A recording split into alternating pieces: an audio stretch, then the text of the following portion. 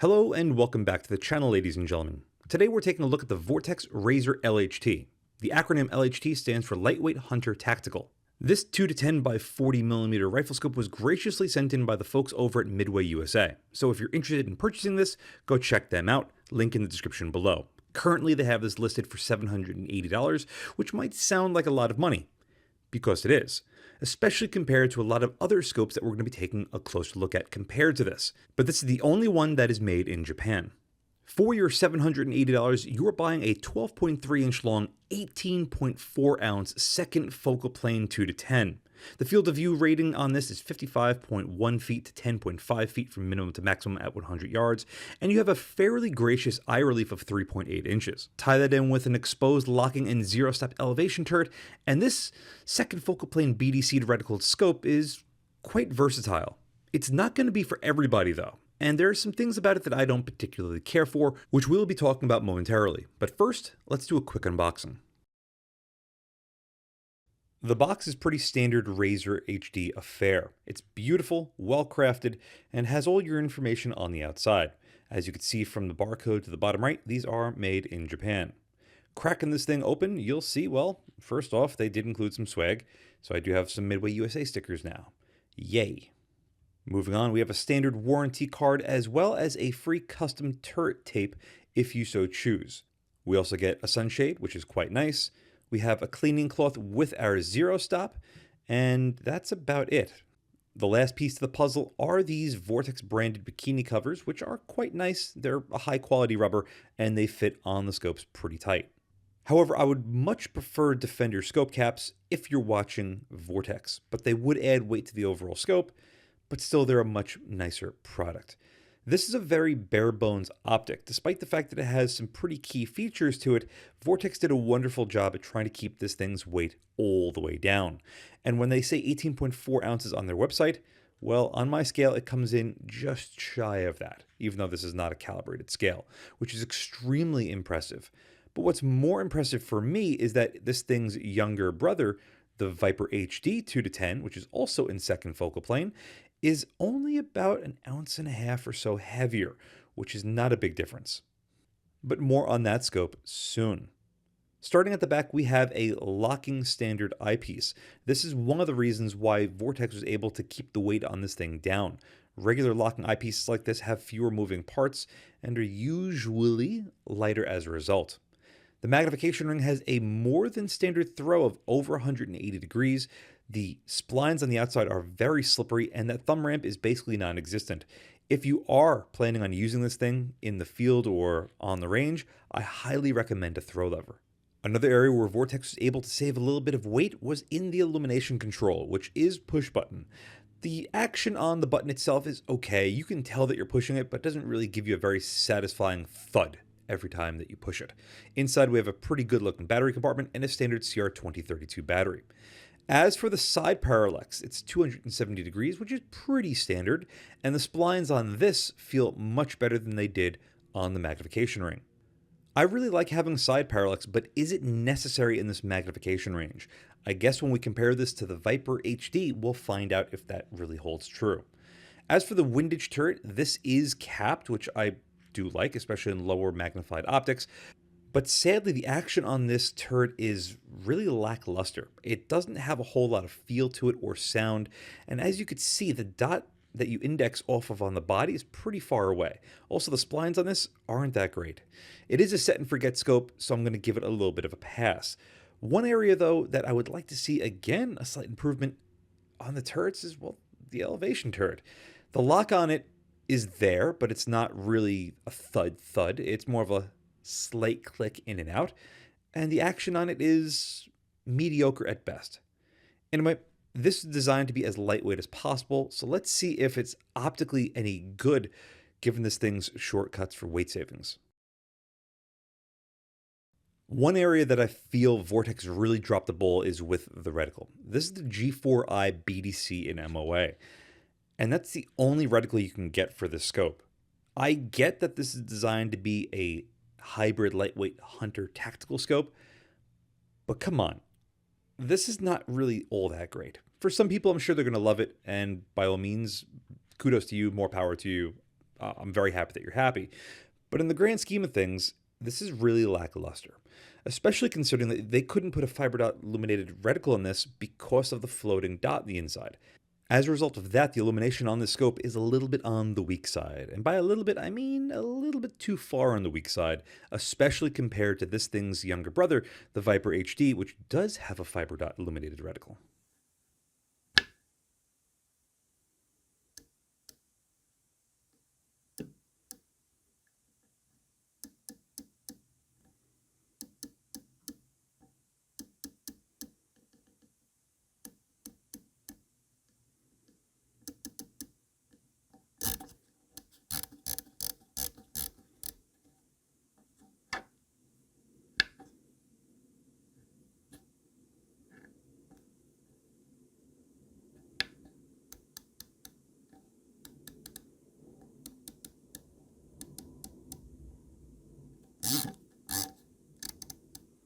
The action on the lockup is not great.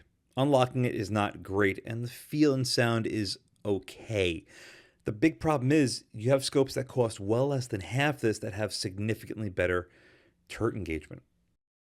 Because this is an MOA and it's got a BDC, there's no real way for me to give a true tracking test with my setup. However, we can see if the reticles are going to shift on the target, whether we change the side parallax or we change the magnification. Happily, neither of those shift the reticle on the target by a significant amount.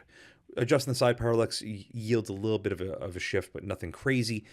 And as far as slop to the elevation or windage turret, I wasn't able to really notice any of it. We are in a slightly lower magnification range. If this was a 20x, we would be able to see twice the resolution as whether or not it's got some play or not.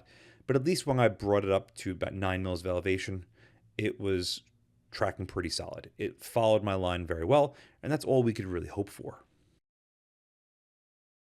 Finally, taking a look at this thing in my backyard. It is late afternoon. We have some failing light, and we have some pretty dark shadows all the way on the back edge of my property. Panning across the property, you can see that the 2x in this thing is pretty flat. It does have a little bit of distortion to it, but not a terrible amount. The view through it is below average, but the amount of scope body that we see is above average in a good way, meaning that we see less scope body. Turning the illumination on full out here is a bit of a process. I really don't care for push button illuminations all that much, especially when it's really hard to pick up if the illumination's actually on. I'd much prefer a rheostat in most cases, even though a lot of people prefer push buttons because they fail. There's a lower fail rate to them, at least for a lot of people that have had failed illuminations. But I've had plenty of scopes with push button illuminations that have failed in the past, one of them being a Vortex product. Anywho, focusing on our eye chart at about 81 yards, I slowly increased the magnification to its maximum, and then I fine-tuned the side parallax. I set the side parallax roughly to the distance that we're at, and as you could very clearly see, it is extremely sharp and clear on center. But we already have some darkening to the outside edge.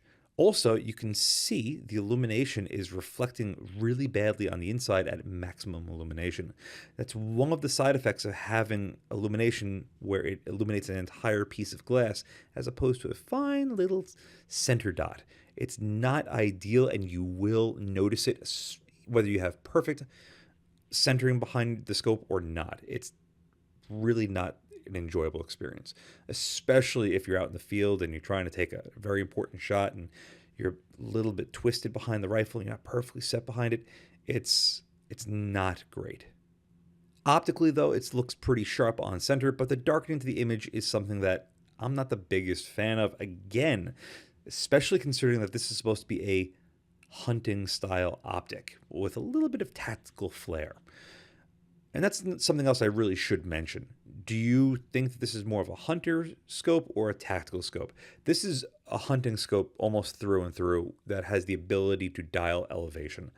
I actually wouldn't even consider this being a tactical scope in any way, shape, or form. The reticle doesn't apply for it. The turrets are okay. You only get it in MOA. You only get it in a BDC. If it had a standard milling style reticle option and an exposed elevation turret in mills, I think it would much better suit the acronym LHT. But even out here in beautiful bright conditions, the outside edge doesn't look all that great. It's got a little bit of fuzziness going on and a little bit of darkening, especially like the 9 and 3 position. I got this as close as I could get it. And even though we have pretty far eye relief, 3.8 inches, its overall sensitivity to being perfect behind the camera was kind of challenging. But I reckon for some of you, if not most of you out there, you won't really care what the outside edge looks like in less than stellar conditions or environments. You're going to care more or less what the center looks like. And here at 360-ish yards on our solar panel at 10x, I gotta say, the image on this thing looks tremendously good. In this position, there's very little to no chromatic aberration, very good contrast, very good colors. That's one thing that the Razors always did well, were colors. Typically, they're a little bit more on the vivid side, and a little bit more on the warmer side as opposed to the colder side of the color temperature range. It's just a really nice looking image. Focusing now at 1,000 yards at 2x, you really can't fault this thing too much, but that floating center dot sort of gets lost even on less than complicated environments. It's another area where I feel that this thing sort of falls short a little bit, especially given that the illumination doesn't get any brighter than what it does. And when you do get it to the maximum magnification, it's kind of hard to look past the red glare that you can see reflecting back at you. In conditions like this, bright sunny weather, the illumination it's completely useless. Don't even bother trying. I adjust the side parallax to roughly 1,000 yards, which is where we're at, and everything looks really, really good. The depth of field on the scope is also really good. The solar panel that we're looking at is about 1,000 yards. The one off the 2 o'clock position is right around 500-ish, and the towers behind that go all the way up to 2,000 yards. And you can see everything is pretty much sharp and clear. Everything's in focus. It's very, very solid. Because this thing has an exposed turret, I decided to dial up 32 MOA, or roughly 10 mils, which is my standard set for 1,000 yards. And you can see once I set it, it sort of loses a little bit of focus and sharpness to the center, but a very quick light turn of the side parallax knob relieves most of those imperfections that we saw by increasing the elevation so much. And what we're left with is a more than usable image. Will anyone be wanting to take game with a 2 to 10 at 1,000 yards? I really doubt it. But what happens if you were just trying to spot someone else's shots, or you're just plinking around with your friends and you want to shoot at 1,000 yards? Well, if you want to and you have your dope, you can easily dial it up on this thing and get a more than usable image at this distance at these sort of elevation gains. Ultimately, it's doable. It might not be the best experience, but it is possible. Bringing the elevation back to 0 and focusing our attention back at the 1,000-yard solar panel, it's now time to check for the image stability. And at 10x, you can see that both the reticle and the image maintain a fairly high level of sharpness all the way to the point where you can't see out the scope anymore. This is a very solid performance and one that I would fully expect from a Razor product. Bringing the magnification down to 6x, this is what trips up a lot of the intermediate powered scopes, whether it be an LPVO or a lower powered, medium powered variable optic, if that makes any sort of sense. An IPVO that I like to call, but people sort of hate, still works tremendously well. And at 2x, it's also very solid. It's not the biggest, it's not the best, but it's very solid. It's more than usable, and I like how stable the image looks. Getting behind this thing is not terrible from an eye standpoint, but from a camera standpoint, it does make things a little bit tricky, especially at the higher magnifications. At 2x, in a more dynamic role, you can see that you could really dance behind this thing. It makes getting behind the scope at 2x pretty easy and pretty enjoyable. The 6x magnification is a little bit more challenging to get behind, but it's on par with what I would say are really good second focal plane LPVOs, like PSD Gen 2, Razor HD, things like that. It's still pretty damn solid. At 10x, though, you could see where it gets a little bit tricky to get perfectly behind this thing and still have a perfect view looking through it. The shadows really creep up quite quickly when you're not 100% perfect on the eye relief. Side to side is still pretty forgiving, but that forward and back really starts to add a little bit too many shadows. So at the same time that MidwayUSA sent in the LHT, a viewer sent in his Viper HD 2 to 10. There was a bit of an issue with his Viper HD though. Whenever I changed the magnification, the reticle would shift slightly back and forth. Sent it into Vortex, and within a week and a half or so, they had me a brand new scope and said, yes, there was an issue with it. Whether that was an issue from it being manhandled, I don't know. But Vortex did claim that the owner torqued the tubes down a little bit too much. The owner says he did not do that. He did it to 15 inch pounds, not even the 18-inch pounds that they recommend, and there's still that issue. Anyway, I had these two scopes side by side for the entirety of the filming and reviewing process, so I was able to get some very wonderful video of these two side by side. The view through the Viper HD is vastly superior as far as it being larger. We see about the same amount of scope body. We also have a little bit more brightness to the image, and the reticle is, in my opinion, a vastly superior reticle, even though it's still based on a BDC. The illumination on the Viper HD is fiber dot, so it wins hands down. Still push button illumination like the LHT. They're very similarly spec'd scopes, with the exception of the Viper HD not having an exposed elevation turret, but I'm pretty sure they did that so it wouldn't take sales away from the LHT. Price point. You can get an LHT right now, like I said, on MidwayUSA for $780. The Viper HDs are $599 regular, and I'm sure you can find them for a lot cheaper than that, especially around the holidays like right now. Lengthwise, they're basically the same. 12.3 for the LHT, 12.1 for the Viper HD. Weight-wise, like you saw earlier, there's only about 1.5 ounces difference between these two. As far as the field of view, it's going to go to the Viper because we have a larger view looking through it in the same magnification range. So we have 61.6 as opposed to 55.1 and 11.9 as opposed to 10.5. As far as the optics between these two, I prefer how the Viper HD looks. Despite the fact it doesn't have a side parallax knob, it's just a fixed parallax, I found that the Viper HD just had a little bit cleaner looking image.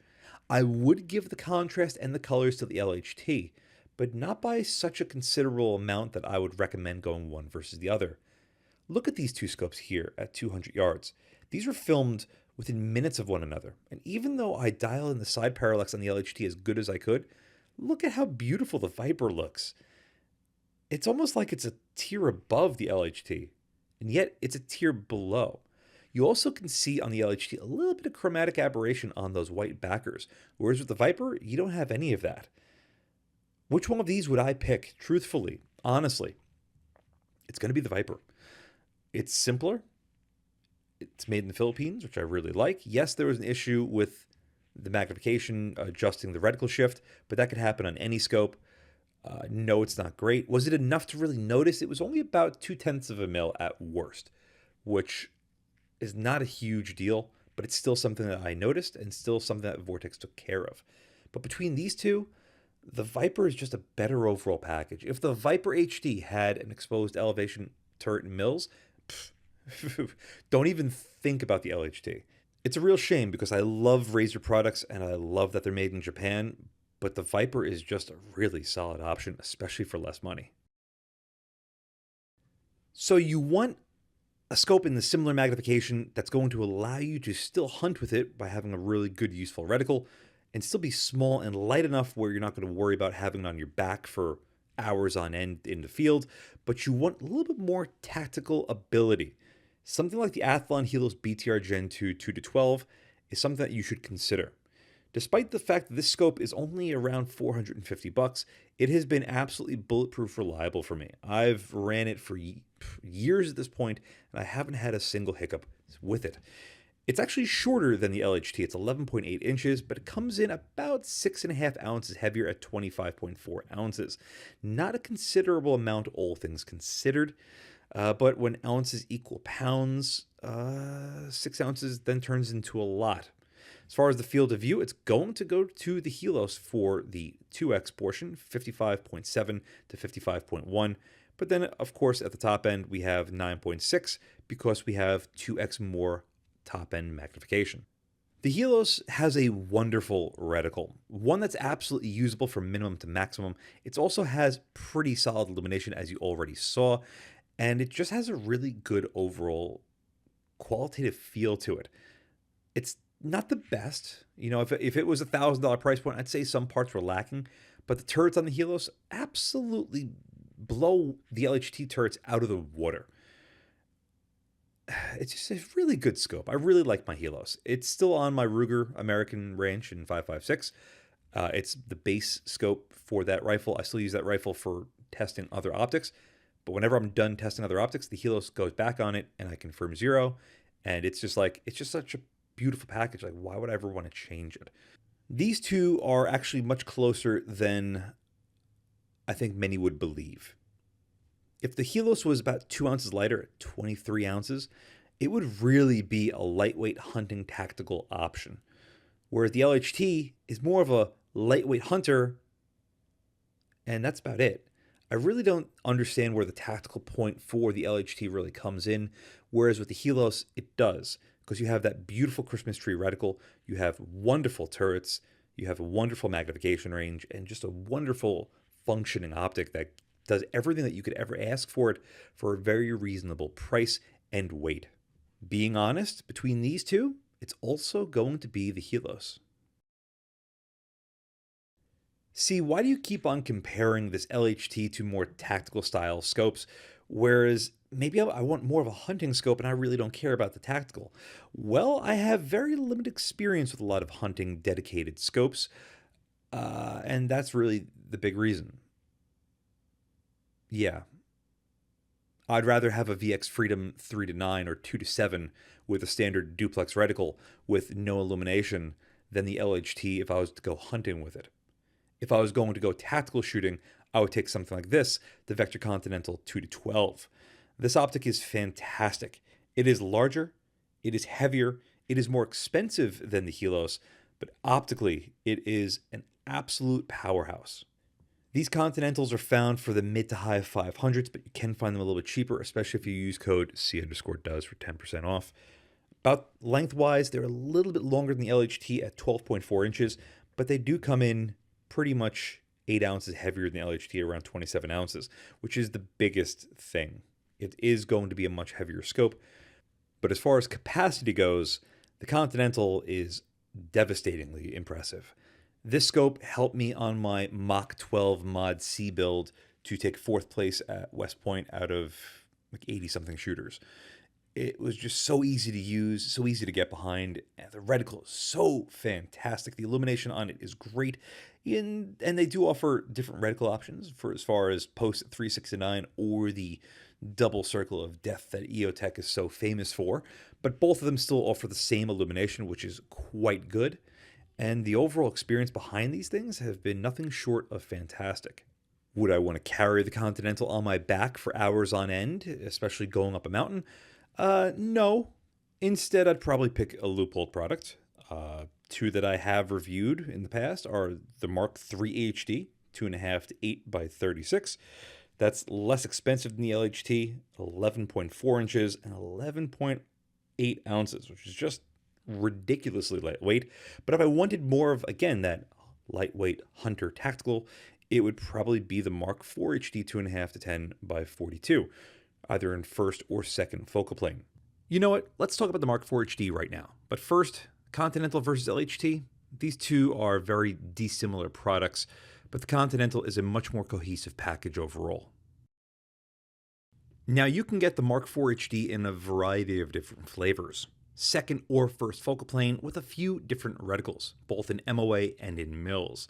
This one is the illuminated TMR in mils, and it's the one that I felt would be the best one for me. And the more I've used it and abused it and played with it and swapped it on different rifles, the more I might be leaning towards going with a non-illuminated TMR over this one, because the non-illuminated TMR is a little bit finer of a reticle, and when it comes to smaller targets at longer distances, this illuminated TMR reticle is just a little bit too thick in some instances. Whichever way you want to outfit it, you can get something that might represent more of what you're looking for, but in this case, just keep in mind this is the illuminated TMR, which is the thickest of the bunch. As far as price point goes, these are around $1,100 to $1,200. They are American made, and when it comes to the view looking through it, even though the LHT is a little bit on the smaller side, well, the Mark IV HD is even smaller. But that does not mean that it is by any way, shape, or form an inferior optic to the LHT. Lengthwise, they're actually much closer than you might think. The Mark IV comes in at 12.5 inches, and weight-wise, It's even closer than you might think. 21.5 ounces for the illuminated TMR. You're talking about less than 3-ounce difference. Field of view is going to vary because the magnification range differences and the overall eye relief is going to be about the same. Between these two scopes, the Mark IV HD makes much more sense to me as a lightweight hunter tactical scope. The fact that you have an actual milling reticle and an actual milling turret means that you can dial for this thing or hold properly with whatever dope that you might need. Also, the TMR reticle, it's a lot easier to pick up and heavier brush despite the fact that it is in the first focal plane, because you can still see the center on the TMR at 2.5x way better than you can see the center little dot on the LHT at any magnification. Factor in that the Mark IV HD is not that much heavier, not that much larger than the Razor LHT, and it kind of makes you wonder, why do you even bother with the LHT to begin with? Granted, the Leupold is going to be more expensive, but you can option it out to be pretty close. And as far as getting a more cohesive package, it's going to be the Mark IV HD again. What else is left to say? The LHT is a bit of a swing and a miss. It's trying to do a lot of things at once, but it fails to do either one of the extremes really well. It's kind of like having a multi-tool, but not like a really high quality Leatherman or Victorinox Swiss Army knife. No, it's kind of like those Walmart knockoffs. Yeah, they might have scissors and pliers and a knife and a file and a screwdriver, but would you really want to use any of those? No. You use them because you have to, not because you want to. I really do feel that this scope is an inconsistent package, and that's the biggest problem I have with it. You might like what it has to offer. You might like the features and the specs and everything. And by all means, great. I'm very happy for you. Can we deny that this thing is a small, lightweight with very good glass? No, we can't. All those are true. But the reticle leaves a lot to be desired. And the turrets, I understand the concept of what they were trying to achieve with this scope, but it just falls on deaf ears. The 3-15, I did purchase, and I did start the reviewing process, but I sort of got lazy with it because, again, similar to this, it just didn't seem like a great package. Even though the 3-15, I would argue, is a better package than this 2-10. I bought the 3-15 after my 4.5-22 review, which I really did enjoy. That scope seemed to bridge the gap quite well between a lightweight hunter and a tactical scope, with a much higher magnification in first focal plane with an actual true Christmas tree reticle and pretty good illumination. It definitely leaned more towards the tactical side of things, but in a lightweight hunting role, it would also serve as long as you were okay with the reticle. It was still very lightweight, still had all the same features that we have in this scope, with the exception of that one being in the first focal plane. Would this scope being in the first focal plane make it better? No, it would only make it worse unless the reticle was to be changed. There are a lot of things that shoulda, coulda, woulda, but Vortex just didn't. They should have put either a simple duplex reticle in this, like what Leupold does with most of their simpler VX3s or Mark 3s or even some of the Mark 4s. A simpler reticle with a really good turret system would solve a lot of this thing's issues. I'm not sold on it for any particular use point. I don't think hunters would appreciate the fairly fine center dot with pretty dim illumination. I don't believe anyone in the tactical, air quotes, tactical community would really care for this optic in more ways than one. I really do feel that the Viper HD is a more cohesive package because you have a better reticle and you have better illumination and you have easily as good a controls, if not slightly better in some cases. This just sort of does nothing great, and that's this thing's biggest problem. It's too middle of the road. I already went over a bunch of different optics that I would highly recommend over this if you're trying to do both roles at the same time, all of which are in the first focal plane, all of which have vastly superior controls in most regards, and better reticles set up for however you'd want, or they'd be offered in a reticle that might be a little bit simpler for your liking. Ultimately, this scope just falls short. I could be wrong. You could be thinking that I'm talking out of my butt, and I totally get it. But this scope to me just doesn't really fill me full of ooh and ah. To everyone over at MidwayUSA that sent this optic in for review, I'm sorry this didn't get a very glowing review. In fact, it got a mediocre one, but that's just because I feel this scope is a lackluster package. Anyway, with all that being said, a huge thank you for all of you for staying tuned and watching, because my unbiased reviews are for all of you out there, because just like you, I too am a consumer, and I want to be able to put out the best possible content for people to make their own opinions on a product. With all that being said, thank you very much, and as always, I'll see you again next time. And a huge thank you to my Patreon providers and my Subscribe subscribers. Without you, this truly wouldn't be possible. If you'd like to support my channel but don't want to join either of those, I completely understand. But you could still help by using my affiliate links in the description below, and or like, share, and subscribe as always. Again, thank you very much.